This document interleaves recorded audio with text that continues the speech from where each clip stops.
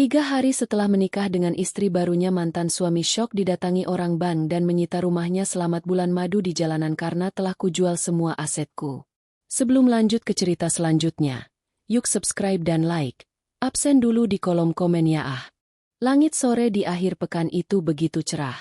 Matahari tenggelam perlahan, memantulkan sinarnya pada gedung megah yang dipenuhi lampu-lampu kristal. Gedung pernikahan itu disulap menjadi istana dengan dekorasi serba putih emas. Bunga mawar impor memenuhi setiap sudut ruangan. Aromanya menyebar hingga ke jalan raya. Undangan yang hadir pun berdandan glamor. Perhiasan berkilau, gaun mewah, jas mahal. Semua seolah berlomba menunjukkan siapa yang paling berkelas. Di pelaminan, Arman duduk gagah mengenakan setelan jas hitam eksklusif. Senyum lebar tak pernah lepas dari wajahnya. Di sampingnya, duduklah Cindy, sang pengantin baru yang dipuja banyak mata malam itu. Gaun putih panjang bertabur berlian menempel indah di tubuhnya yang ramping. Tatapan Cindy berkilat penuh kebanggaan, seolah dunia kini telah ia genggam. Cantik sekali pengantinnya, bisik seorang tamu. Ya, cocok sekali dengan Arman. Memang jodoh yang pas. Timpal yang lain.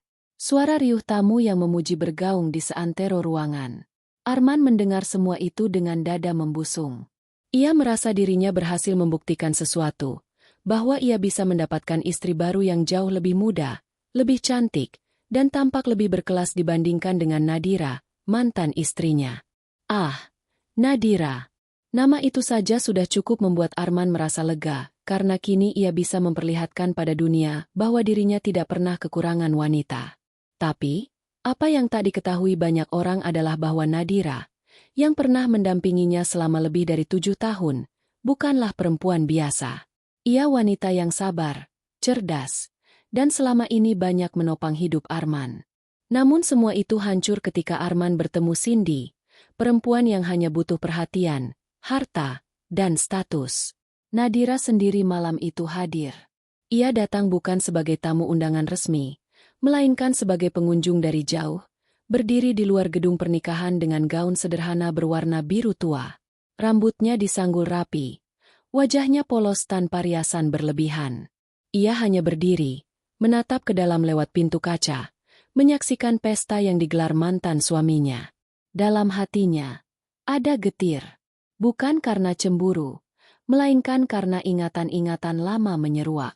Ia teringat saat-saat dulu harus bekerja keras membantu Arman membangun bisnis kecil mereka. Bagaimana ia menahan lapar demi memastikan suaminya bisa makan kenyang. Bagaimana ia rela menggadaikan perhiasannya demi modal. Semua itu seakan tak berarti ketika Arman dengan mudah mengucapkan kata cerai hanya demi seorang Cindy yang manja dan haus kemewahan. Nadira. Sebuah suara lembut memanggil dari samping. Itu Hana. Sahabat karibnya yang sejak dulu selalu setia menemaninya. Kau benar-benar datang? Aku pikir kau tak akan sanggup melihatnya, kata Hana khawatir. Nadira tersenyum tipis. Aku hanya ingin memastikan sesuatu. Han, aku ingin melihat bagaimana kesombongan itu akhirnya dimulai. Karena aku yakin, setiap kesombongan akan berakhir dengan kehancuran. Hana terdiam, menatap sahabatnya yang tampak begitu tenang. Padahal di balik matanya ada luka yang dalam. Di dalam gedung, acara resepsi semakin meriah. Arman menggenggam tangan Cindy erat, sesekali mencium punggung tangannya. Cindy tersipu manja, berpura-pura malu. Padahal dalam hatinya ia puas melihat banyak mata iri padanya. Sayang, bisik Cindy pada Arman. Kau lihat itu? Mereka semua memandang kita. Aku merasa seperti ratu malam ini. Arman terkekeh. Memang kau ratu. Kau ratuku sekarang. Dan aku berjanji, aku akan memberimu semua yang kau mau. Rumah megah, mobil mewah, liburan ke luar negeri. Semuanya akan kau dapatkan. Cindy tersenyum puas. Janji itulah yang membuatnya mantap menerima Arman, meskipun banyak pria lain juga mendekatinya. Sementara itu, para tamu terus memuji. Seorang rekan bisnis Arman mendekat. Selamat, men. Kau memang pria beruntung. Cindy benar-benar pilihan tepat. Aku yakin pernikahan ini akan membawa lebih banyak keberuntungan untuk bisnismu. Arman tertawa lebar, seolah menelan semua pujian dengan rakus. Namun, jauh di dalam hatinya, ada sedikit rasa cemas. Ia tahu bahwa keadaan keuangannya sebenarnya tidak seindah yang ia pamerkan malam ini. Bisnisnya sedang goyah, utang menumpuk, dan beberapa aset sudah lama tidak lagi atas namanya. Tapi semua itu ia sembunyikan, karena ia tidak ingin merusak malam penuh gengsi ini. Lampu sorot menyala, musik romantis mengalun, dan pasangan pengantin mulai menari di tengah ruangan. Semua mata tertuju pada mereka. Cindy menempel manja di dada Arman, sementara Arman menunduk dan tersenyum penuh kemenangan. Dari kejauhan, Nadira menatap pemandangan itu. Ia tidak menangis, tidak juga marah. Hanya senyum kecil tersungging di bibirnya, senyum yang menyimpan rahasia besar. Nanti kau akan tahu, Arman, gumam Nadira pelan. Kau akan tahu bahwa istana yang kau bangun dari pengkhianatan tidak akan pernah berdiri kokoh. Hana menoleh ke arahnya. Kau menyembunyikan sesuatu, Nadira. Aku bisa lihat dari tatapanmu. Nadira hanya tersenyum samar. Biarkan saja waktu yang berbicara. Aku tak perlu melakukan apa-apa lagi. Semua sudah kuatur sebelum aku pergi darinya. Sementara pesta terus berlangsung, Arman semakin larut dalam euforia. Ia merasa dunia benar-benar berpihak padanya. Para tamu bertepuk tangan, fotografer sibuk mengambil gambar, dan musik mengiringi malam itu seolah tanpa akhir. Namun, tak ada yang menyadari bahwa di balik kemewahan dan cahaya lampu, sebuah badai besar tengah menunggu di ujung hari.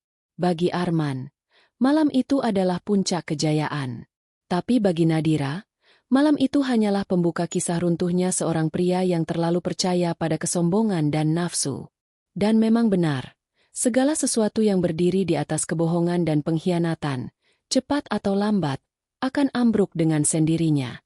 3 hari berlalu sejak pesta pernikahan megah Arman dan Cindy. Sisa-sisa bunga dekorasi masih menempel di halaman rumah besar mereka yang baru saja direnovasi. Balon-balon yang sudah mulai kempes masih bergantung di pagar, menjadi saksi bisu kemewahan pesta yang membuat banyak orang iri. Di dalam rumah, Cindy berjalan mondar-mandir dengan gaun satin tipis berwarna merah muda. Rambutnya masih disanggul rapi, wajahnya dipoles make-up tipis, meski hanya untuk duduk-duduk di ruang tamu. Ia baru saja mengunggah beberapa foto bulan madunya di media sosial. Foto-foto yang sebenarnya hasil editan, karena bulan madu yang dijanjikan Arman ke Eropa belum terlaksana. Sayang, kapan kita berangkat? Aku sudah bilang pada teman-temanku kalau aku akan menginap di Hotel Bintang 5 di Paris. Cindy bersuara manja, menghampiri Arman yang tengah duduk membaca koran. Arman menurunkan kacamatanya, menghela napas pelan. Sabar dulu, Chin. Urusan bisnis harus kurus dulu. Aku janji, seminggu lagi kita berangkat. Cindy manyun. Kau selalu bilang begitu. Jangan-jangan kau hanya membohongiku. Arman menoleh tajam. Nadanya meninggi. Hei, kau ini istriku atau musuhku? Aku bilang tunggu. Ya tunggu. Kau pikir mudah mengurus bisnis? Cindy terdiam, tetapi dalam hatinya mulai kesal. Ia menikah dengan Arman karena janji akan hidup mewah, bukan untuk menunggu dengan ketidakpastian. Ketegangan kecil itu terpotong oleh suara bel rumah yang keras. Ting, tong. Arman berdiri, berjalan ke pintu dengan wajah kesal. Siapa pula pagi-pagi begini mengganggu? Gumamnya. Begitu pintu dibuka, 2 orang pria berjas rapi berdiri di depan, ditemani seorang wanita berpenampilan formal dengan map tebal di tangannya. Mereka tampak serius. Selamat pagi. Apakah ini rumah Bapak Arman Prasetyo? Tanya salah satu pria itu. Ya, saya sendiri. Ada urusan apa? Arman mengernyit, menatap mereka dengan heran. Wanita yang membawa map maju selangkah. Kami dari pihak bank. Kami ingin menyampaikan pemberitahuan resmi terkait tunggakan kredit Anda. Sesuai prosedur, kami harus melakukan penyitaan rumah ini karena sudah lewat masa tenggang pembayaran. Cindy yang mendengar dari ruang tamu segera berdiri. Apa maksud kalian? Penyitaan rumah? Ini rumah pengantin baru. Tahu, kami baru menikah 3 hari lalu. Petugas bank itu tetap tenang. Ia membuka map dan menunjukkan beberapa lembar dokumen. Semua data sudah jelas di sini. Rumah ini sudah lama dijadikan jaminan, dan pembayaran terakhir berhenti hampir setahun lalu. Kami sudah berkali-kali mengirim surat peringatan. Karena tidak ada respons, maka sesuai peraturan, rumah ini sah untuk kami sita. Arman tersentak. Tidak mungkin. Itu tidak mungkin. Rumah ini milikku. Aku yang membangunnya. Mana mungkin bisa disita begitu saja? Salah satu pria berjas rapi menatapnya dingin. Justru karena itu milik Anda, maka Anda juga tahu konsekuensinya. Hutang tetap harus dibayar. Kami hanya menjalankan aturan. Suasana mendadak kacau. Cindy melangkah cepat ke arah Arman. Wajahnya pucat. Arman, jelaskan padaku.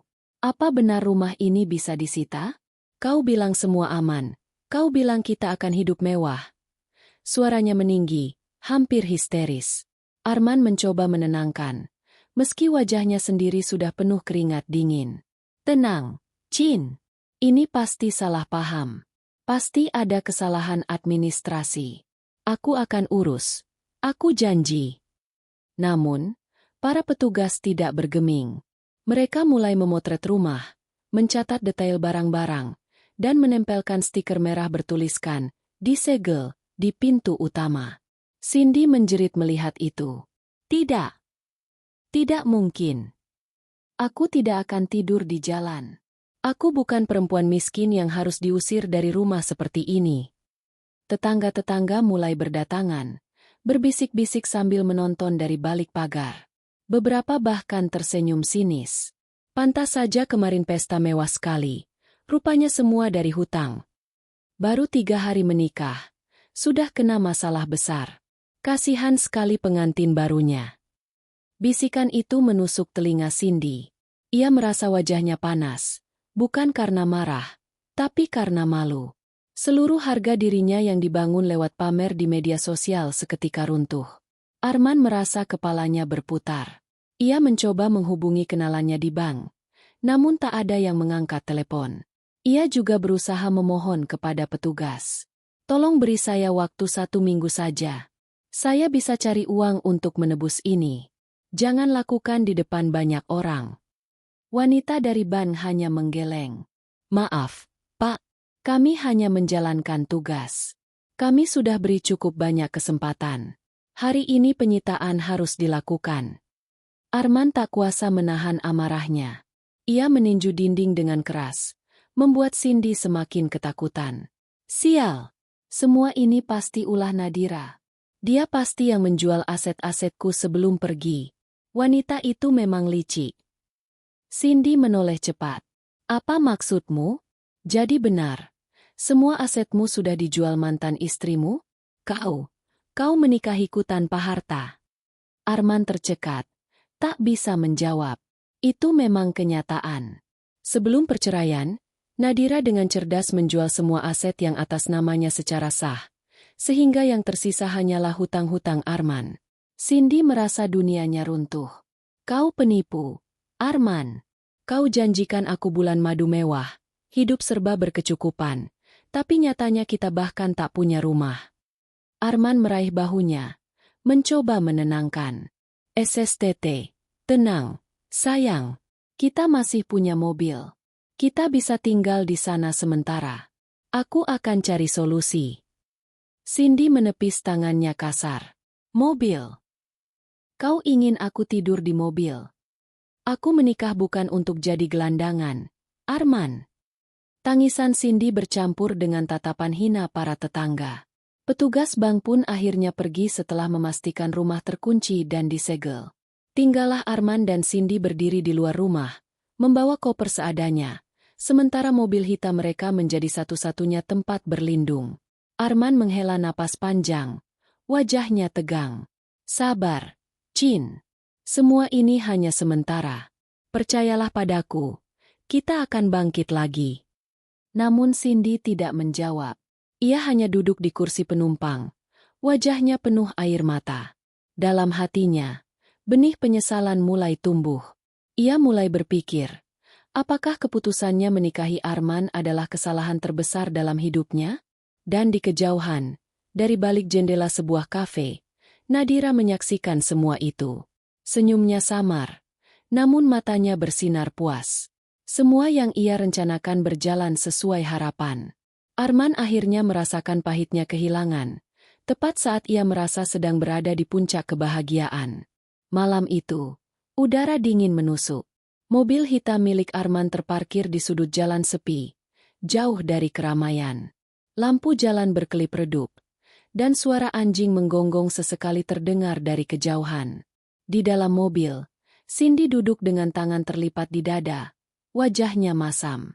Ia tak mau bicara sejak rumah mereka disita siang tadi. Arman sudah mencoba menghibur, merayu, bahkan memohon, tapi Cindy tetap bungkam. Akhirnya, Arman tak tahan. "Cindy, dengarkan aku. Semua ini memang mengejutkan. Tapi bukan berarti hidup kita berakhir.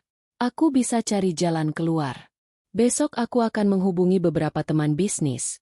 Mungkin ada yang bisa membantu." Cindy menoleh cepat. Matanya merah karena tangisan. "Jalan keluar? Kau pikir aku bisa tidur nyenyak di dalam mobil? Kau pikir aku rela mandi di toilet umum? Aku menikah denganmu karena janji-janji besar. Arman. Kau bilang hidupku akan lebih mewah dari siapapun. Nyatanya, aku bahkan merasa seperti orang buangan." Arman meremas rambutnya. Frustrasi. "Aku juga tidak menyangka secepat ini. Rumah itu seharusnya aman. Tapi sepertinya, Nadira sudah menjual semuanya sebelum pergi." Nama itu membuat Cindy semakin berang. "Nadira, Nadira, Nadira. Kau selalu menyalahkannya. Jangan bodoh. Arman, kalau dia bisa menjual semua asetmu, berarti memang harta itu ada di bawah namanya, bukan? Jadi siapa yang salah? Dia? Atau kau yang terlalu ceroboh?" Arman terdiam. Untuk pertama kalinya, kata-kata Cindy menusuk tepat ke titik kelemahannya. Ia sadar, benar, selama bertahun-tahun ia sering meminta Nadira untuk mengurus dokumen, mengatur keuangan, bahkan menandatangani kontrak. Nadira adalah orang yang cermat, tahu setiap detail tentang aset mereka. Keesokan harinya, Arman mendatangi kantor notaris yang dulu pernah bekerja sama dengan Nadira. Ia butuh jawaban. "Pak Arman," sapa seorang staf dengan sopan. "Silakan tunggu sebentar. Saya ambilkan dokumen Anda." Arman duduk gelisah di kursi tunggu. Tangannya mengetuk meja kecil di sampingnya. Beberapa menit kemudian, staf itu kembali membawa map tebal. "Ini salinan dokumen terkait aset-aset Anda. Tapi mohon maaf, sebagian besar sudah bukan atas nama Anda lagi." Arman meraih map itu dengan tangan gemetar. Ia membuka satu persatu dokumen. Matanya melebar. Rumah di Jakarta Selatan sudah dijual.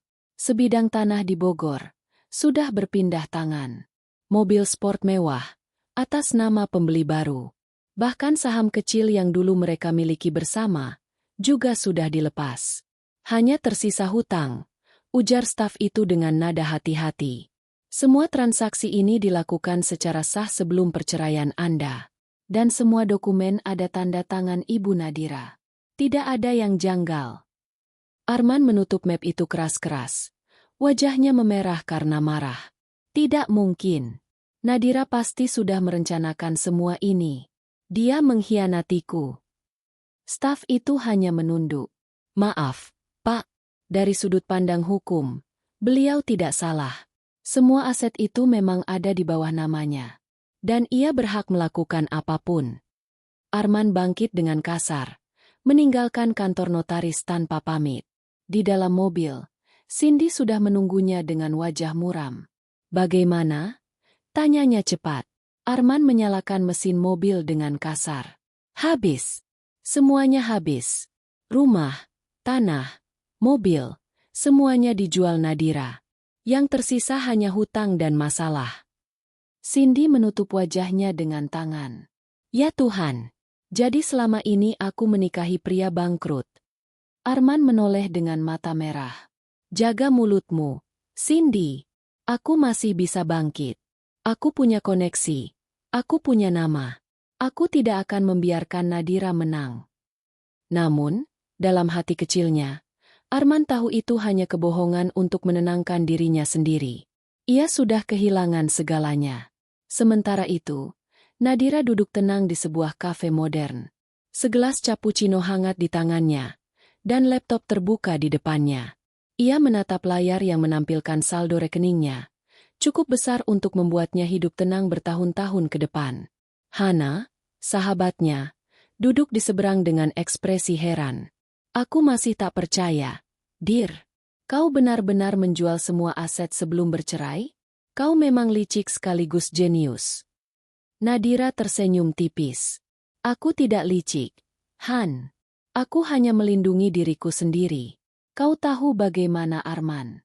Dia boros, suka berjudi dengan bisnis, dan selalu merasa pintar. Kalau aku tidak bertindak, mungkin sekarang aku yang hidup di jalanan. Hana mengangguk. Tapi, kau tidak kasihan melihatnya sekarang? Dia dan istrinya itu tinggal di mobil. Nadira menatap keluar jendela. Hujan rintik-rintik mulai turun, membasahi jalan. Kasihan? Han, aku dulu yang dikasihani. Aku dulu yang menahan lapar, yang menjual perhiasanku demi modal bisnisnya. Aku dulu yang menangis sendirian saat tahu dia berselingkuh. Jadi jika sekarang giliran dia yang merasakan pahitnya, itu bukan karena aku kejam. Itu hanya keadilan. Hana terdiam, lalu menghela napas panjang. Aku mengerti. Kau berhak bahagia setelah semua penderitaanmu. Nadira menutup laptopnya. Aku tidak butuh balas dendam besar. Cukup melihat dia merasakan akibat dari pilihannya sudah lebih dari cukup. Malam harinya, di parkiran mal yang gelap, Arman dan Cindy kembali bertengkar. Aku tidak bisa hidup seperti ini. Arman, teriak Cindy. Aku butuh kenyamanan. Aku butuh rumah. Aku butuh semua janji yang kau ucapkan. Arman membalas dengan nada keras. Kau pikir aku menikahimu untuk mendengar ocehanmu setiap malam? Aku juga menderita. Jangan salahkan aku saja. Salahkan mantan istri brengsek itu yang membuat kita seperti ini. Cindy menatapnya dengan tatapan penuh jijik. Aku mulai menyesal. Arman, mungkin aku salah pilih. Mungkin Nadira jauh lebih pintar darimu. Ucapan itu membuat Arman terpukul. Untuk pertama kalinya, ia merasa kalah total. Dalam hati, ia tahu, Nadira bukan sekadar mantan istri. Ia adalah musuh yang tak terlihat, yang sudah merencanakan segalanya dengan rapi. Dan Arman tak punya senjata apapun untuk melawan. Hari ketiga setelah rumah disita, mobil hitam Arman resmi menjadi tempat tinggal mereka. Mobil itu dulu adalah kebanggaan Arman. Ia sering memamerkannya di media sosial, bahkan suka sengaja memarkir di kafe-kafe mahal agar orang menoleh. Tapi kini, mobil itu tak lebih dari kamar sempit beroda 4, tempat mereka tidur, makan, dan bertengkar. Cindy duduk di kursi penumpang dengan wajah masam. Dari sejak pagi ia tak henti mengeluh. Aku sudah tidak tahan. Arman, tubuhku pegal semua. Punggungku sakit. Bagaimana bisa kau menyuruhku tidur di kursi mobil seperti ini? Arman yang sedang mematikan rokok di asbak mobil menoleh dengan mata merah karena kurang tidur. Kau pikir aku menikmatinya? Aku juga tersiksa. Chin.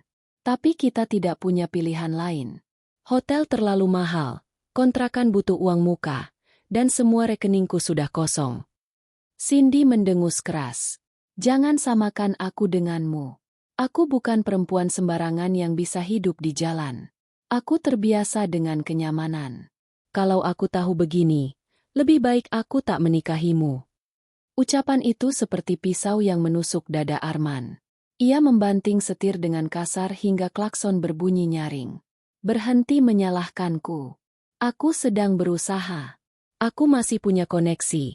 Aku bisa bangkit lagi. Namun kata-kata itu kosong. Sejak kemarin Arman sudah mencoba menghubungi rekan-rekan bisnisnya, tapi tak ada satupun yang mau menolong. Beberapa bahkan menolak menerima teleponnya. Rupanya kabar penyitaan rumahnya sudah menyebar cepat, dan orang-orang mulai menjauh. Siang itu, Arman menghentikan mobilnya di sebuah taman kota. Mereka berdua keluar untuk menghirup udara. Cindy langsung merapikan rambutnya, khawatir jika ada orang yang mengenalinya. Ia membenci pandangan kasihan atau sinis dari orang asing. Arman, katanya pelan. Setidaknya seolah kamar murah di hotel. Aku tidak peduli bintang berapa. Yang penting ranjangnya empuk. Arman menggeleng keras. Uang kita tinggal sedikit. Kalau habis untuk hotel, besok kita makan apa? Lagi pula, aku yakin sebentar lagi aku dapat pinjaman. Kau harus percaya padaku. Cindy menatapnya lama, lalu tertawa pahit. Percaya? Percaya pada pria yang bahkan tidak tahu kalau rumahnya sudah dijadikan jaminan ban? Percaya pada pria yang ditipu mantan istrinya mentah-mentah? Kau bercanda. Arman menelan ludah, tangannya mengepal. Ia ingin berteriak, tapi tak ada tenaga. Mereka pun kembali ke mobil. Malam itu, hujan turun deras. Atap mobil berbunyi tik, tik, tik, seolah menertawakan nasib mereka. Cindy meringkuk di kursi dengan selimut tipis. Sesekali mengeluh kedinginan. Aku butuh mandi. Arman. Aku jijik. Rambutku lengket. Tubuhku lengket. Aku tidak bisa begini terus. Gumamnya sambil menangis. Arman mencoba menenangkannya. Besok kita mampir ke SPBU. Di sana ada kamar mandi umum. Kita bisa mandi bergantian. Cindy langsung mendongak, menatap Arman penuh amarah. Mandi di toilet umum. Kau pikir aku ini siapa? Aku bukan pengemis. Arman. Aku menikah untuk hidup mewah, bukan untuk hidup seperti binatang. Tangisnya pecah. Arman hanya bisa menutup wajah dengan kedua tangan.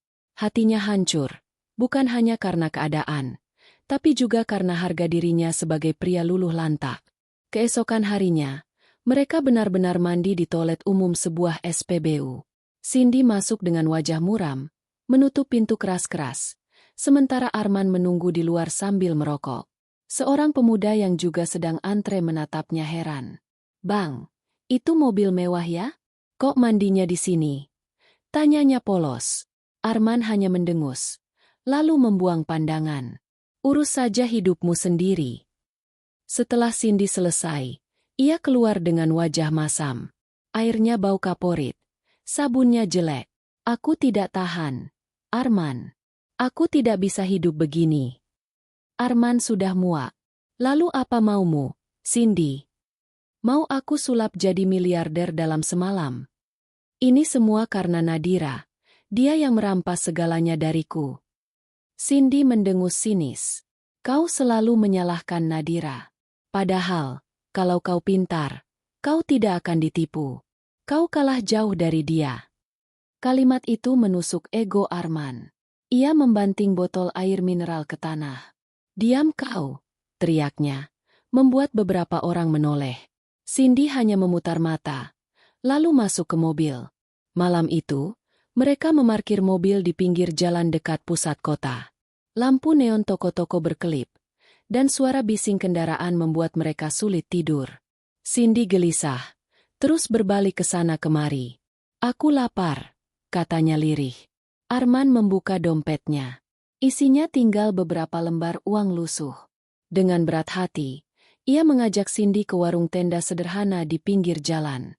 Mereka makan nasi goreng murahan dengan 2 gelas teh tawar. Cindy menatap piringnya dengan jijik. Aku bahkan tidak tahu beras macam apa ini. Rasanya hambar. Arman menatapnya tajam. Kalau kau tidak mau makan, jangan makan. Aku tidak memaksa. Cindy meletakkan sendok dengan kasar. Arman, aku sudah muak. Aku menikahimu karena janji. Kau bilang aku akan hidup seperti ratu. Tapi lihat diriku sekarang. Duduk di warung kumuh, makan nasi murahan, tidur di mobil bau asap rokok. Apa ini yang kau sebut bulan madu? Beberapa orang di warung itu mulai melirik. Arman merasa wajahnya panas karena malu. Ia meraih tangan Cindy agar berhenti berteriak. Tapi Cindy menepis keras. Aku menyesal menikahimu. Arman, aku seharusnya tidak percaya omong kosongmu. Arman terpaku. Kata-kata itu menghantam telinganya lebih keras daripada suara hujan atau klakson kendaraan. Sesaat ia ingin berteriak balik, tapi yang keluar hanya helaan napas berat. Malam semakin larut. Mereka kembali ke mobil dengan wajah muram.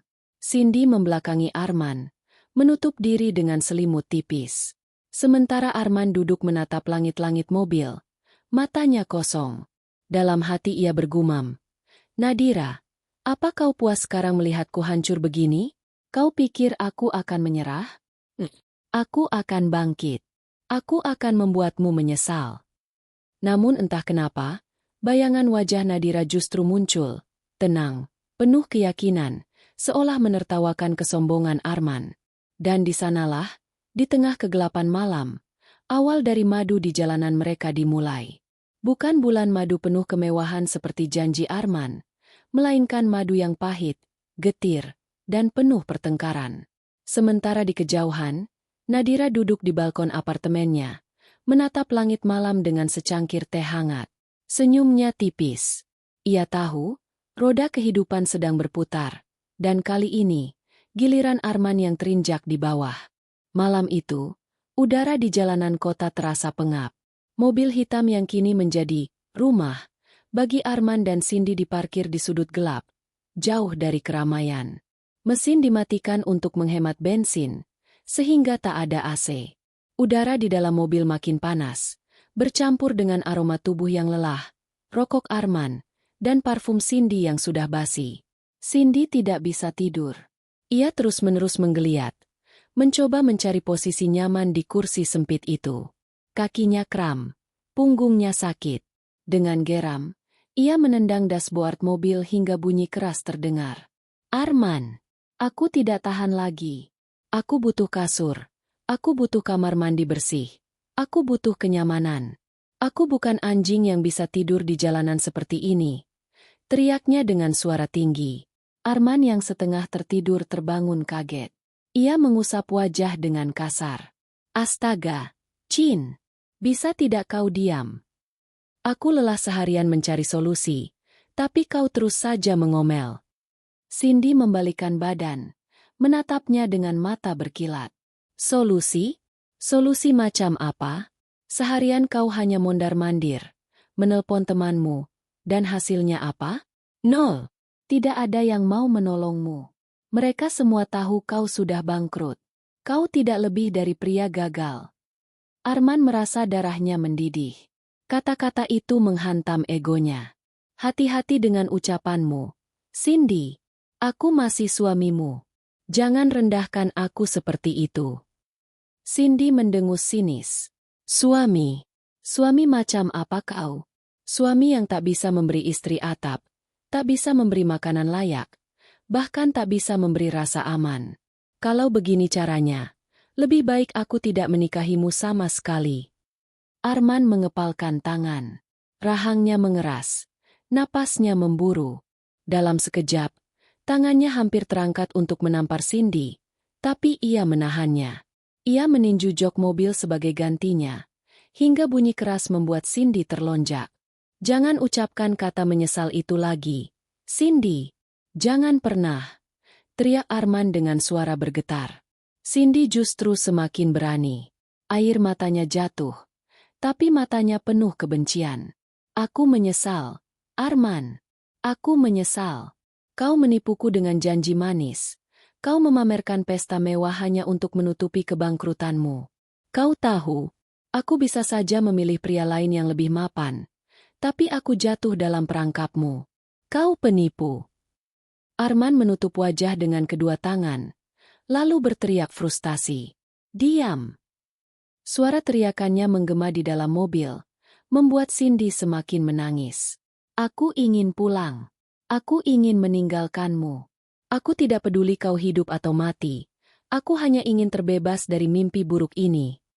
Arman menatap Cindy dengan mata merah. Napasnya tersengal. "Kau pikir mudah meninggalkanku sekarang? Kau pikir kau bisa lari begitu saja? Kau istriku, Cindy. Kau harus ikut menanggung semua ini." Cindy terisak, menutup wajah dengan tangan. "Aku tidak mau ikut menanggung dosamu, Arman. Aku tidak mau jadi korban keserakahanmu. Hening sejenak menyelimuti mobil itu. Hanya suara tangis Cindy yang terdengar. Arman duduk terdiam. Kepalanya menunduk. Dalam hatinya, rasa marah bercampur dengan penyesalan. Ia teringat Nadira, mantan istrinya yang dulu selalu sabar meski ia sering pulang dengan tangan kosong. Nadira yang rela menjual perhiasannya demi membayar cicilan. Nadira yang tak pernah sekalipun menghina. Bahkan ketika Arman mulai berubah karena kehadiran Cindy. Kini, Nadira sudah pergi. Dan Cindy? Cindy yang dulu ia banggakan sebagai trophy wife, kini berubah menjadi sosok penuh keluhan, menusuk harga dirinya setiap saat. Arman menatap Cindy yang masih menangis. Dengar, Cindy, aku tahu keadaan ini buruk, tapi kita harus bertahan bersama. Aku janji, aku akan bangkit lagi. Kita bisa kembali punya rumah, punya semua yang kau mau. Percayalah padaku. Cindy mendongak, matanya sembab. Ia tertawa miris. Percaya? Kata itu sudah basi. Arman, berapa kali kau harus berjanji sebelum aku sadar bahwa mulutmu hanya penuh kebohongan? Kau sudah hancur, dan aku ikut tenggelam bersamamu. Aku tidak mau. Arman membeku. Kata-kata Cindy membuatnya sadar, bukan hanya hartanya yang hilang, tapi juga kepercayaan orang yang ia pilih untuk mendampingi hidupnya. Malam semakin larut. Hujan mulai turun, mengetuk kaca mobil. Suasana jadi makin muram. Cindy menunduk, memeluk dirinya sendiri. Aku lapar, bisiknya lirih. Arman membuka dompet. Hanya ada selembar uang 10.000. Ia meremasnya. Lalu menghela napas. Besok pagi kita beli bubur. Malam ini, tahanlah sebentar. Cindy menatapnya dengan mata penuh kebencian. Kau kejam, Arman. Kau benar-benar kejam. Kau bahkan tidak bisa memberiku makanan. Arman ingin membela diri, tapi lidahnya keluh. Ia hanya bisa menunduk, menatap kegelapan di luar jendela. Dalam hatinya, ada suara yang berbisik, bahwa Nadira pasti sedang menonton dari kejauhan, tersenyum puas melihat penderitaannya. Jam menunjukkan pukul 2 dini hari. Cindy masih menangis terisak, sementara Arman terjaga dengan mata sembab. Tiba-tiba, Cindy membuka pintu mobil, keluar dengan langkah gemetar di bawah hujan. Cindy, kau mau kemana? Arman panik, keluar mengejarnya. Aku ingin pergi. Aku tidak tahan lagi. Lebih baik aku tidur di emperan toko daripada di mobil denganmu. Teriak Cindy sambil berjalan cepat. Arman menarik lengannya dengan paksa. Jangan bodoh. Kau bisa celaka di luar sana. Dengarkan aku. Cindy memberontak, menampar dada Arman. Lepaskan. Aku benci padamu. Arman menatapnya dengan wajah hancur. Untuk pertama kalinya, ia benar-benar merasakan kehilangan. Bukan hanya harta, tapi juga kendali atas hidupnya. Hujan deras mengguyur keduanya. Orang-orang yang masih terjaga di warung sekitar melihat mereka bertengkar, berbisik-bisik sambil menunjuk. Arman merasa seluruh harga dirinya hancur, ditelanjangi oleh kenyataan. Akhirnya, Cindy kembali masuk ke mobil dengan tubuh basah kuyup. Ia menutup pintu keras-keras, membelakangi Arman. Arman menyusul, duduk di kursi supir, menyalakan mesin untuk menghangatkan kabin. Hening panjang menyelimuti mereka. Hanya suara hujan dan deru mesin yang terdengar. Dalam hati, Arman berjanji, aku harus bangkit.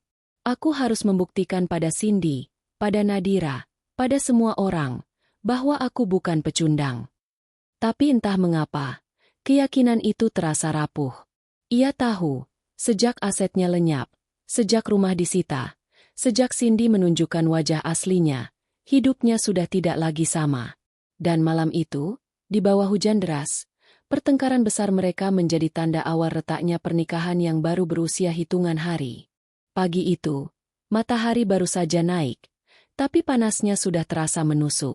Mobil usang yang menjadi tempat tinggal Arman dan Cindy kini terparkir di bawah jembatan layang. Suara kendaraan lalu lalang bising.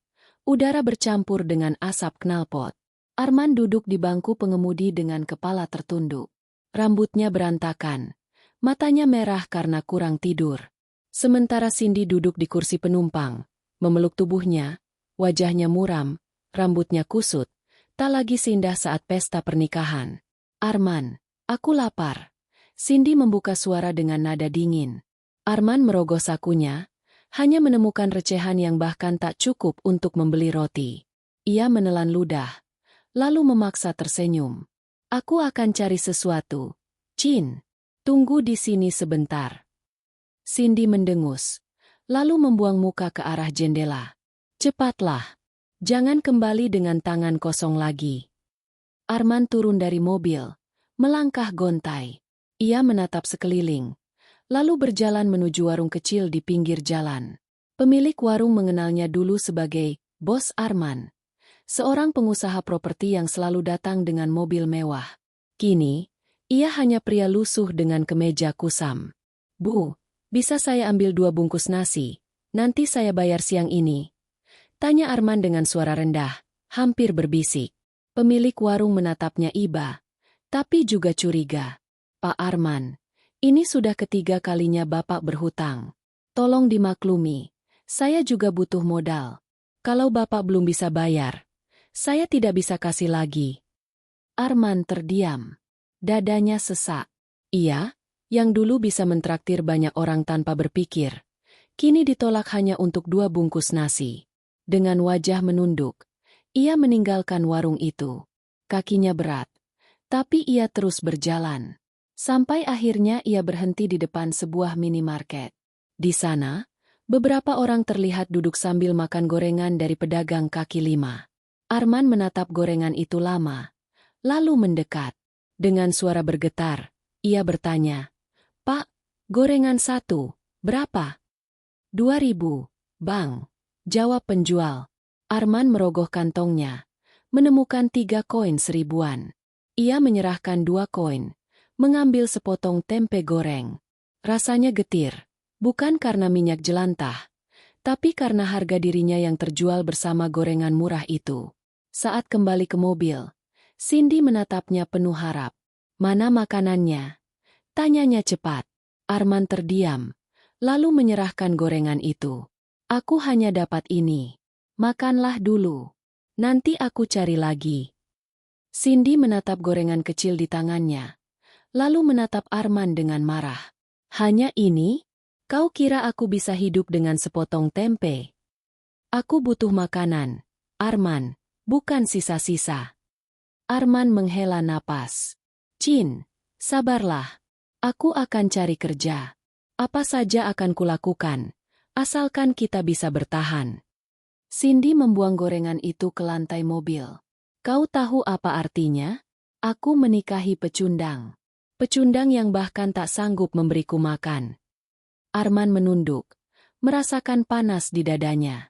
Ia ingin marah, ingin berteriak, tapi suaranya tercekat. Kata-kata Cindy menusuknya lebih dalam daripada rasa lapar di perutnya. Siang harinya, Arman benar-benar mencoba mencari pekerjaan. Ia mendatangi toko, restoran, bahkan tempat parkir, menawarkan diri.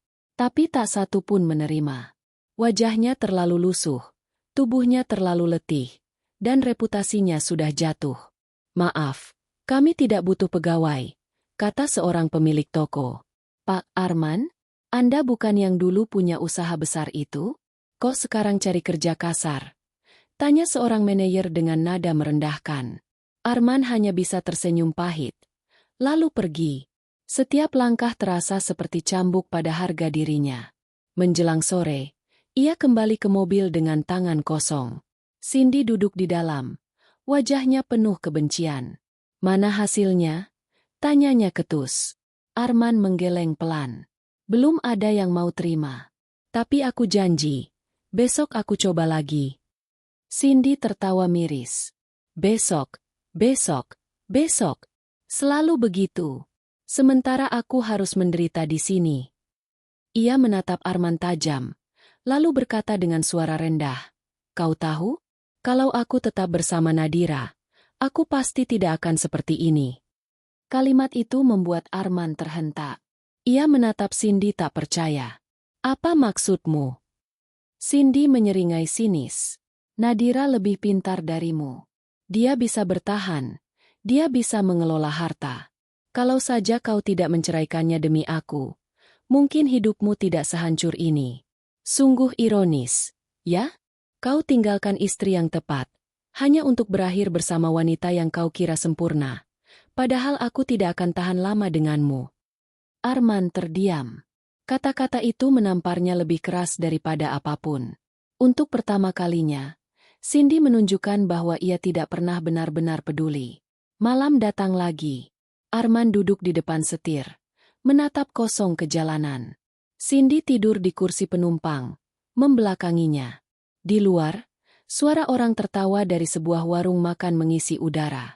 Arman menatap mereka, keluarga sederhana yang duduk bersama, makan nasi dengan lauk seadanya, tapi penuh canda dan tawa. Air matanya jatuh tanpa ia sadari.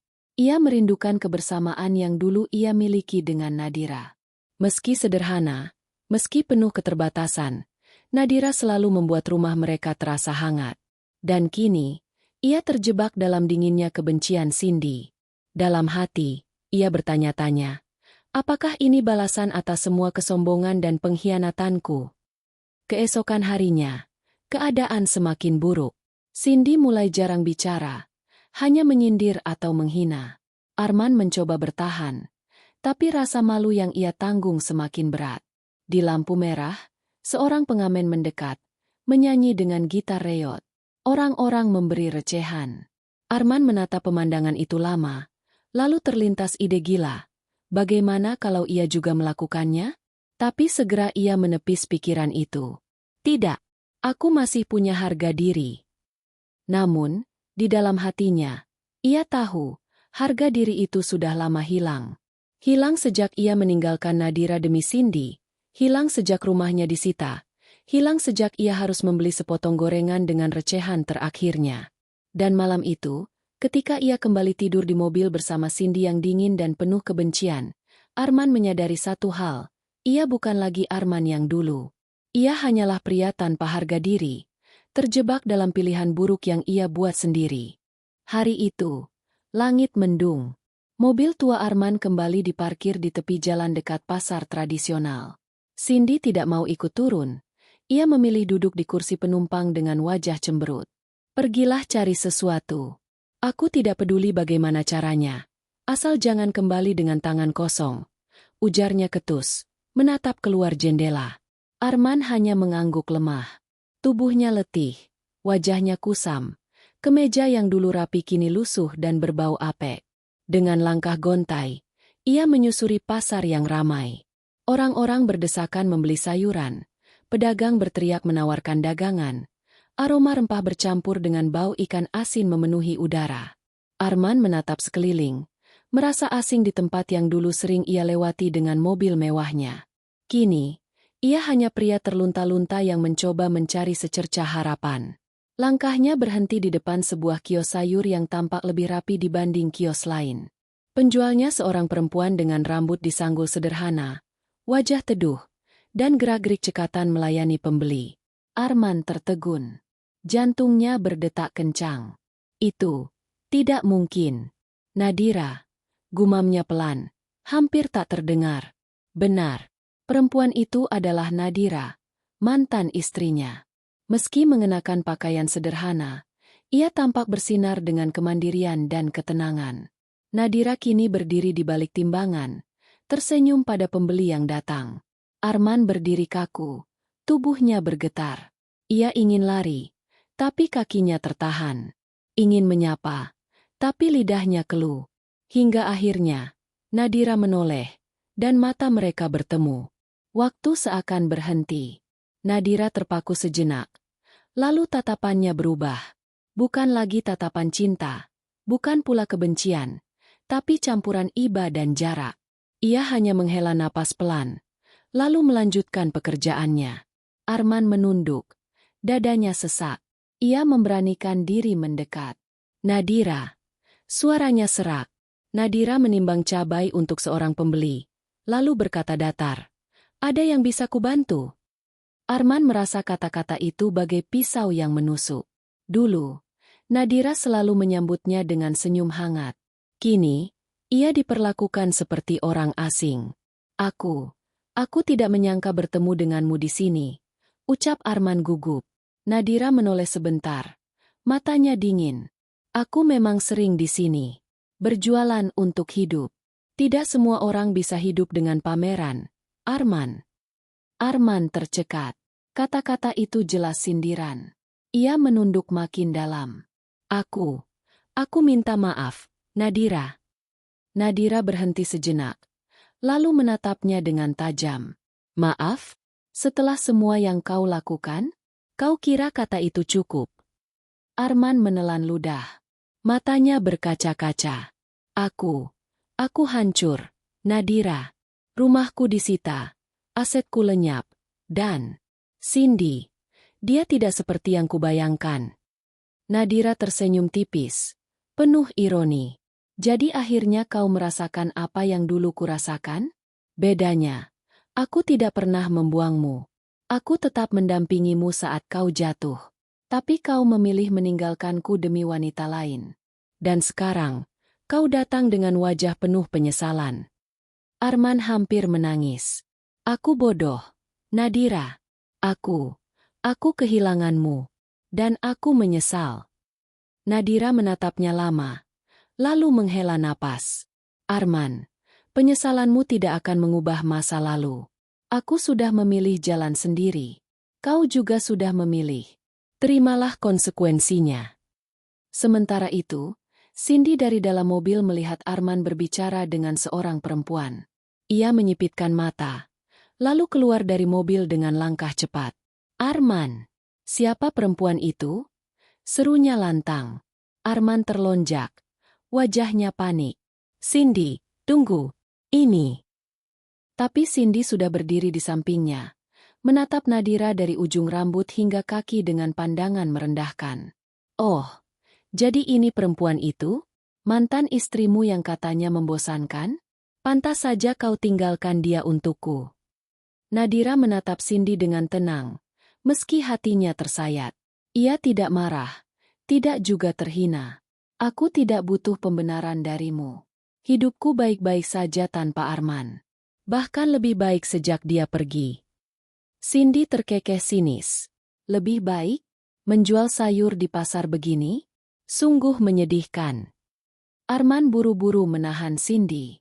Cindy, jangan bicara begitu. Nadira hanya tersenyum kecil. Lebih menyedihkan mana? Hidup sederhana tapi tenang. Atau tidur di mobil karena rumahnya disita. Cindy terdiam. Wajahnya memerah menahan malu. Arman merasa tanah di bawah kakinya runtuh. Nadira tahu. Nadira tahu semuanya. Hening menyelimuti ketiganya. Nadira kembali sibuk melayani pembeli. Seakan keberadaan Arman dan Cindy tidak berarti. Arman berdiri terpaku. Merasa begitu kecil. Pergilah, Arman, kata Nadira akhirnya, tanpa menoleh. Kau tidak perlu kembali lagi. Aku sudah selesai dengan masa lalu. Arman ingin berkata banyak hal, tentang penyesalannya, tentang rasa bersalahnya, tapi tenggorokannya tercekat. Ia hanya bisa menatap punggung Nadira yang tegak, penuh kekuatan yang dulu tidak pernah ia hargai. Cindy menarik lengan Arman kasar. Ayo, kita pergi. Tidak ada gunanya bicara dengan perempuan rendahan seperti dia. Arman menurut, meski hatinya menolak. Ia berjalan menjauh dengan langkah berat, meninggalkan kios sayur itu. Tapi sebelum benar-benar pergi, ia menoleh sekali lagi. Dari kejauhan, ia melihat Nadira tersenyum pada seorang pembeli. Wajahnya berseri meski sederhana. Dan di sanalah Arman sadar, kebahagiaan sejati bukan pada pesta megah, bukan pada harta berlimpah, melainkan pada ketulusan. Sesuatu yang dulu pernah ia miliki, tapi ia buang dengan tangannya sendiri. Malam itu, di dalam mobil yang dingin, Arman tidak bisa tidur. Wajah Nadira terus muncul di benaknya. Senyum tulusnya, tatapan tegasnya, bahkan kata-katanya yang penuh luka tapi juga penuh kebenaran. Ia menutup mata, dan untuk pertama kalinya sejak lama, Arman menangis dalam diam. Bukan hanya karena kehilangan harta. Bukan hanya karena hidup di jalanan. Tapi karena ia sadar, ia telah kehilangan satu-satunya orang yang benar-benar mencintainya tanpa syarat. Dan itu adalah kesalahan terbesar dalam hidupnya. Malam itu, suasana di dalam mobil semakin tegang. Cindy duduk dengan tangan bersedekap. Wajahnya masam. "Aku tidak suka perempuan itu," ujarnya tajam. Arman menatap kosong ke depan. Suaranya parau. "Jangan bicara tentang Nadira begitu. Chin, kau tidak tahu apa-apa tentangnya." Cindy menoleh cepat. "Oh, jadi sekarang kau membelanya? Luar biasa. Kau masih memikirkan mantan istrimu saat aku di sisimu menderita begini." Arman menutup wajah dengan kedua tangannya. "Kau tidak mengerti. Nadira bukan perempuan biasa. Tanpa dia, aku bahkan tidak akan bisa sampai di titik yang dulu kau kagumi." Cindy mendengus keras, lalu membuang muka. "Ya, jelas. Kalau begitu, pergilah padanya. Tinggalkan aku di sini kalau kau memang ingin kembali ke perempuan pasar itu." Kata-kata Cindy menusuk, tapi dalam hati Arman tahu, apa yang ia lihat tadi bukanlah perempuan pasar biasa. Nadira berdiri dengan wibawa, dengan kekuatan yang bahkan tak bisa ditandingi Cindy. Keesokan harinya, Arman memberanikan diri kembali ke pasar. Cindy mengomel, tapi akhirnya membiarkannya pergi. Dalam hatinya, Cindy juga mulai kelelahan dengan hidup di jalanan. Pasar sudah ramai ketika Arman tiba. Ia berdiri di kejauhan, mengamati Nadira yang sibuk menimbang sayur, melayani pembeli, dan mengatur stok barang. Wajahnya tetap teduh. Gerakannya penuh percaya diri. Arman memberanikan diri mendekat. "Nadira." Suaranya lirih. Nadira menoleh sekilas, lalu kembali sibuk. "Aku sudah bilang kemarin, Arman, kau tidak perlu datang lagi." Arman menelan ludah. "Aku hanya ingin bicara. Tolong, beri aku waktu sebentar." Nadira berhenti, menatapnya lama. Ada jeda panjang sebelum akhirnya ia berkata, "Baik, tunggu sampai aku selesai." Arman duduk di bangku kosong dekat kios, menunggu. Ia memperhatikan bagaimana Nadira berinteraksi dengan pembeli.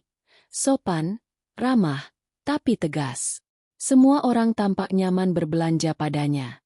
Itu membuat Arman semakin sadar betapa bodohnya ia dulu menyepelekan wanita ini.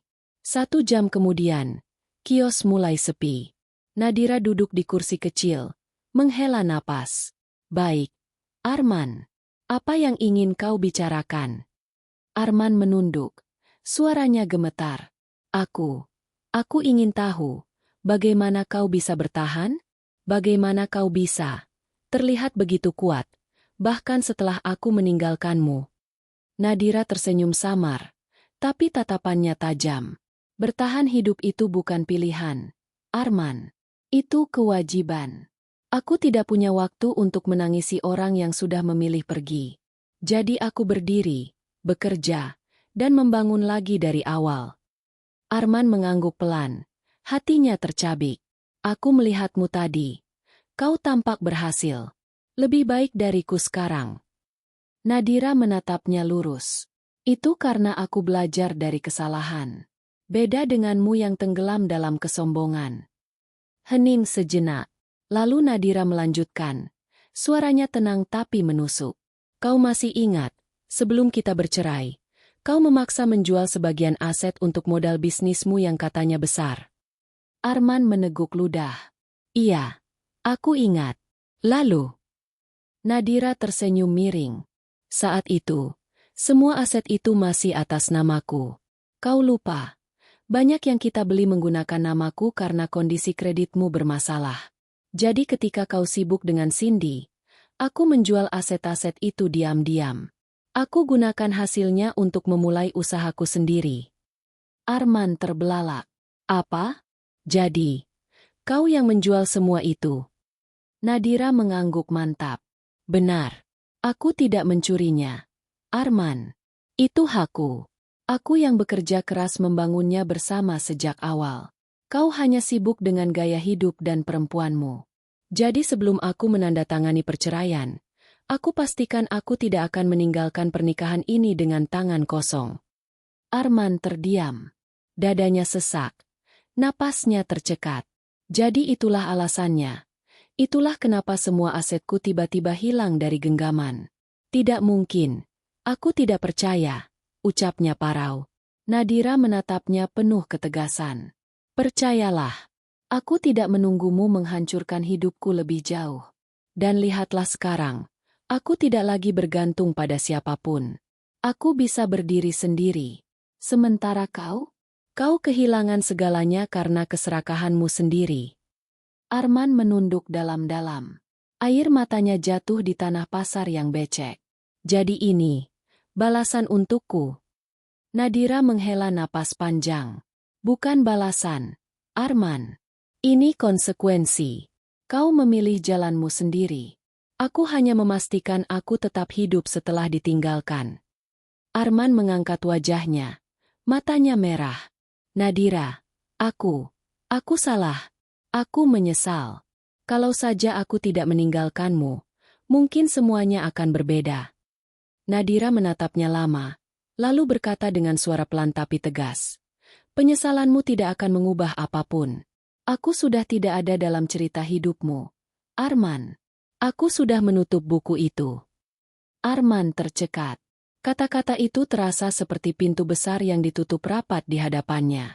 Saat itu, Cindy datang menghampiri. Wajahnya kesal karena menunggu terlalu lama di mobil. Arman, berapa lama lagi kau di sini? Serunya keras, membuat orang-orang menoleh. Arman berdiri, mencoba menenangkan. Cindy, tolong jangan ribut di sini. Tapi Cindy justru menghampiri Nadira, menatapnya dengan sinis. Kau puas, hah? Melihat kami menderita begini? Kau pasti yang merencanakan semua ini. Nadira menatapnya datar. Aku tidak merencanakan apapun. Semua ini hasil pilihan Arman. Kau hanya kebetulan ikut terseret. Cindy melotot. Wajahnya memerah. Dasar perempuan licik. Arman segera menahan Cindy. Cukup, Cindy. Jangan lagi hina dia. Semua ini salahku, bukan salahnya. Nadira tersenyum tipis, lalu berdiri. Aku tidak butuh pengakuanmu, Arman. Yang aku butuh hanyalah kau belajar menerima konsekuensi. Itu saja. Arman dan Cindy akhirnya pergi. Tapi sepanjang jalan, Arman tidak bisa berhenti memikirkan kata-kata Nadira. Semua aset yang hilang, semua kehancuran yang ia alami, ternyata adalah hasil dari kebodohannya sendiri, karena terlalu percaya diri, karena terlalu meremehkan wanita yang justru paling tulus mencintainya. Di sampingnya, Cindy terus mengomel, menyalahkan Nadira, menyalahkan keadaan, menyalahkan siapa saja kecuali dirinya. Arman hanya terdiam, menatap jalanan gelap di depan. Dalam hatinya, ia tahu, rahasia besar sudah terungkap. Nadira bukanlah korban. Ia adalah pemenang. Dan Arman? Ia hanya pecundang yang menuai akibat dari keangkuhan sendiri. Malam itu, mobil tua yang mereka jadikan tempat tinggal terparkir di ujung jalan sepi. Lampu jalanan redup. Suara anjing menggonggong terdengar dari kejauhan. Cindy duduk dengan wajah masam, melipat tangan di dada. Arman, aku sudah tidak tahan lagi, katanya dingin. Arman menoleh. Tatapannya lelah. Apa maksudmu, Jin? Cindy mendengus. Maksudku, hidup seperti ini tidak bisa terus berlanjut. Aku menikah denganmu karena percaya kau bisa memberiku kenyamanan, kemewahan. Tapi lihat kita sekarang, tidur di mobil, makan mie instan setiap hari, mandi saja numpang di pom bensin. Arman menunduk. Kata-kata itu terasa seperti belati. Ia tahu semua benar. Tapi hatinya hancur mendengarnya keluar dari mulut wanita yang baru saja ia nikahi. Jin, aku sedang berusaha. Aku akan cari pekerjaan lagi. Aku. Pekerjaan. Cindy memotong cepat. Suaranya meninggi. Siapa yang mau mempekerjakanmu? Hah? Semua orang sudah tahu reputasimu hancur. Bisnismu bangkrut. Asetmu disita. Mantan istrimu bahkan lebih sukses darimu sekarang. Arman terdiam. Tak mampu membantah. Ia menatap kosong keluar jendela. Pikirannya melayang ke wajah Nadira yang tegar. Hari-hari berikutnya, keadaan semakin memburuk. Cindy semakin sering menghilang. Pulang larut malam dengan alasan mencari teman atau menenangkan diri. Arman pura-pura percaya, meski hatinya mencurigai hal yang lebih buruk. Suatu sore, ketika ia duduk di taman kota, Arman mendapati Cindy tengah berbicara akrab dengan seorang pria parubaya berpakaian rapi. Tawa Cindy terdengar renyah, berbeda jauh dengan wajah masam yang selalu ia tunjukkan saat bersama Arman. Arman berdiri dari kejauhan. Dadanya bergetar menahan emosi. Ia ingin mendekat, tapi tubuhnya terasa lemah. Alih-alih marah, yang muncul hanyalah rasa sakit dan kesadaran bahwa ia sedang kehilangan segalanya. Lagi, malam itu, saat Cindy kembali ke mobil, Arman memberanikan diri bertanya, "Cin, siapa pria tadi?" Cindy tertegun sesaat, lalu tertawa sinis. "Kau mengikutiku."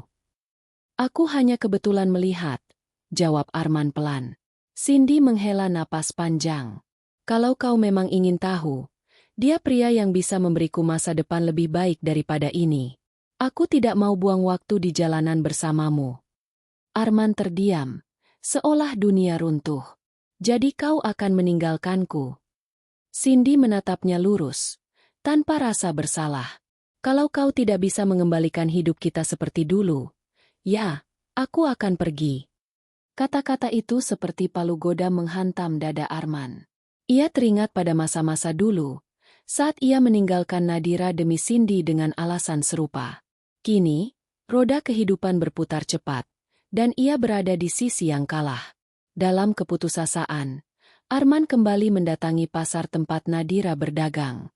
Wajahnya kusut, matanya sayu. Nadira yang sedang menghitung hasil penjualan mendongak dan mendapati mantan suaminya berdiri di depan kios. "Arman," suaranya datar. "Kau lagi?"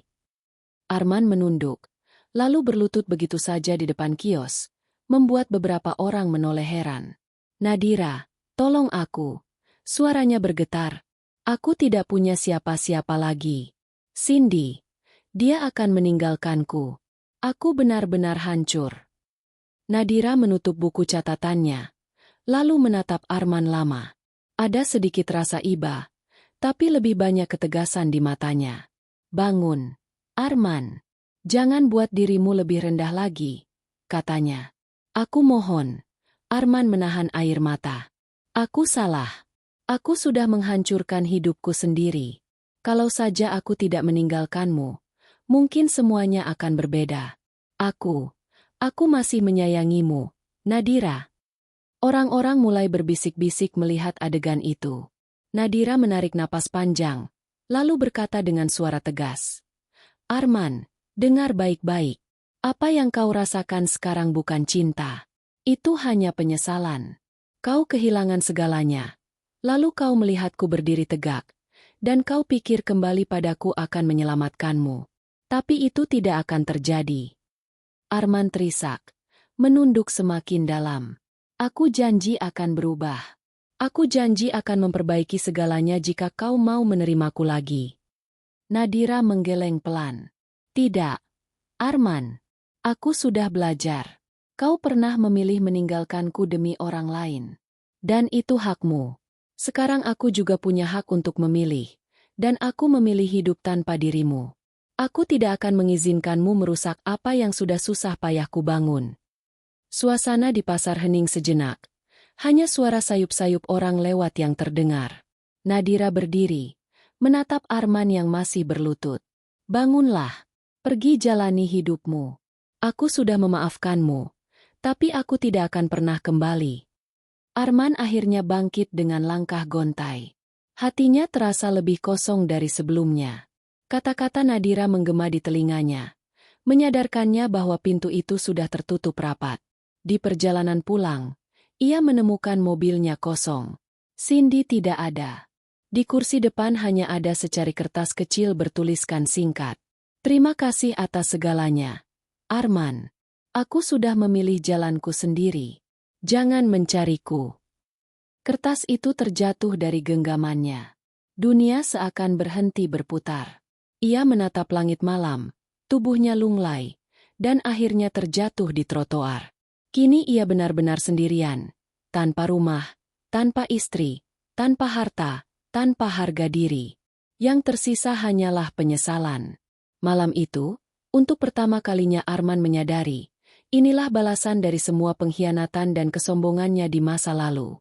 Dan yang paling menyakitkan bukanlah kehilangan harta benda, melainkan kehilangan kesempatan untuk memperbaiki segalanya dengan Nadira. Karena cinta yang ia sia-siakan, kini hanya tinggal cerita. Malam itu, jalanan basah setelah hujan deras. Arman duduk di trotoar dengan pakaian kusut, rambut berantakan, dan mata sembab. Mobil yang semula ia anggap tempat berlindung kini telah kosong, ditinggalkan Cindy bersama surat singkat penuh pengkhianatan. Ia menatap kosong ke arah kendaraan itu, bibirnya bergetar. Cindy juga pergi. Wanita yang ia banggakan, yang ia pilih untuk menggantikan Nadira, meninggalkannya begitu saja setelah semua janji manis tentang masa depan. Dada Arman sesak. Semua yang ia kira madu ternyata hanyalah racun yang merusak hidupnya perlahan. Beberapa hari kemudian, kabar tentang Cindy cepat tersebar. Ternyata benar, ia sudah bersama pria kaya yang dulu sering ia hubungi diam-diam. Mereka terlihat makan malam di restoran mewah, tangan bergandengan mesra. Foto-foto itu sampai ke telinga Arman lewat bisikan orang-orang yang diam-diam masih memperhatikan kehancurannya. Arman tidak marah lagi. Ia hanya merasa hampa. Hidupnya kini benar-benar di jalanan, tidur di emperan toko, makan dari sisa makanan, dan menjadi tontonan iba dari orang-orang yang dulu iri dengan kehidupannya. Suatu sore, ia berjalan gontai melewati pasar tempat Nadira biasa berjualan. Dari kejauhan, ia melihat mantan istrinya tersenyum saat melayani pembeli. Tawanya renyah, langkahnya mantap. Di sampingnya ada seorang pria ramah yang tampaknya sedang membantu mengangkat barang dagangan. Mereka tampak akrab. Arman berhenti. Ada rasa sakit menusuk dada, tapi juga rasa lega aneh. Setidaknya Nadira bahagia, pikirnya. Wanita yang dulu ia tinggalkan kini benar-benar berdiri tegak. Bahkan mungkin lebih bahagia tanpa dirinya.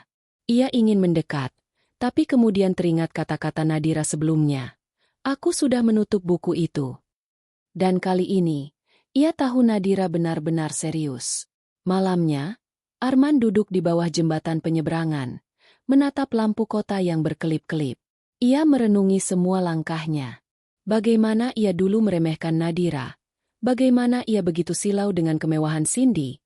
Bagaimana ia mengira hidupnya akan lebih manis setelah pernikahan baru.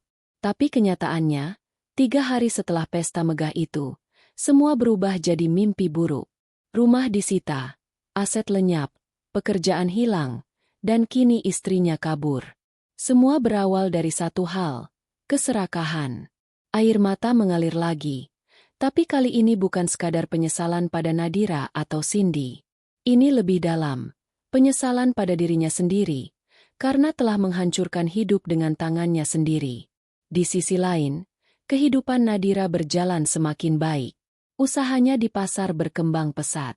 Ia tidak lagi hanya menjual sayur, melainkan sudah membuka kios sembako yang lebih besar. Dengan kerja keras dan hasil penjualan aset yang dulu, ia mampu berdiri tanpa ketergantungan pada siapapun. Orang-orang di pasar menghormatinya. Banyak yang diam-diam menjadikannya contoh. Wanita yang tidak tumbang meski disakiti, malah bangkit dengan kekuatan baru. Dan dalam hati Nadira, ada rasa lega. Ia tidak perlu lagi melihat wajah Arman setiap hari, tidak perlu mendengar janji-janji palsunya. Ia tahu suatu saat karma akan datang, dan ia menyaksikannya sendiri sekarang. Suatu pagi, Arman memberanikan diri menulis sepucuk surat. Ia tidak tahu akan dikirimkan kemana, tapi ia menuliskannya dengan hati yang hancur. Nadira, aku tahu aku tidak layak lagi menulis untukmu. Tapi izinkan aku mengucapkan terima kasih. Karena kau, aku belajar arti kesabaran, arti kekuatan, dan arti kehilangan. Aku menyesal telah mengkhianatimu. Jika waktu bisa kembali, aku akan memilih tetap bersamamu. Tapi aku tahu, itu hanya mimpi. Hiduplah dengan bahagia. Nadira. Aku tidak akan mengganggumu lagi. Arman. Surat itu tidak pernah sampai. Ia simpan di saku, mungkin untuk dirinya sendiri, sebagai pengingat terakhir tentang cinta yang ia sia-siakan. Hari-hari berlalu. Cindy benar-benar menghilang dari hidup Arman. Tidak ada kabar, tidak ada pesan. Ia benar-benar sudah memilih hidup baru. Arman akhirnya menerima kenyataan pahit. Madu yang ia dambakan berubah jadi racun, meninggalkan pahit yang tak pernah hilang. Ia kini hanya seorang pria yang kehilangan segalanya, berjalan tanpa tujuan di jalanan. Sementara Nadira melangkah maju, meninggalkan semua luka dan menutup lembar lama dengan kepala tegak. Suatu senja, Nadira berdiri di depan kiosnya, menatap langit berwarna jingga. Ia tersenyum kecil. "Terima kasih, Tuhan," bisiknya.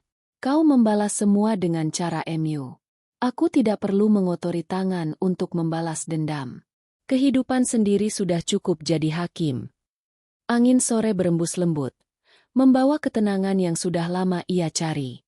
Nadira tahu, perjalanan hidupnya masih panjang. Dan kali ini, ia akan menjalaninya tanpa beban masa lalu. Sedangkan Arman, di tempat lain, tergeletak di bangku taman dengan tubuh letih. Ia memandang langit yang sama, tapi dengan hati berbeda. "Seandainya aku bisa memutar waktu," gumamnya pelan. Tapi ia tahu, tidak ada kata seandainya dalam hidup. Yang tersisa hanya penyesalan, dan jalanan yang kini jadi saksi bisu dari kejatuhan seorang pria yang dulu pernah begitu sombong.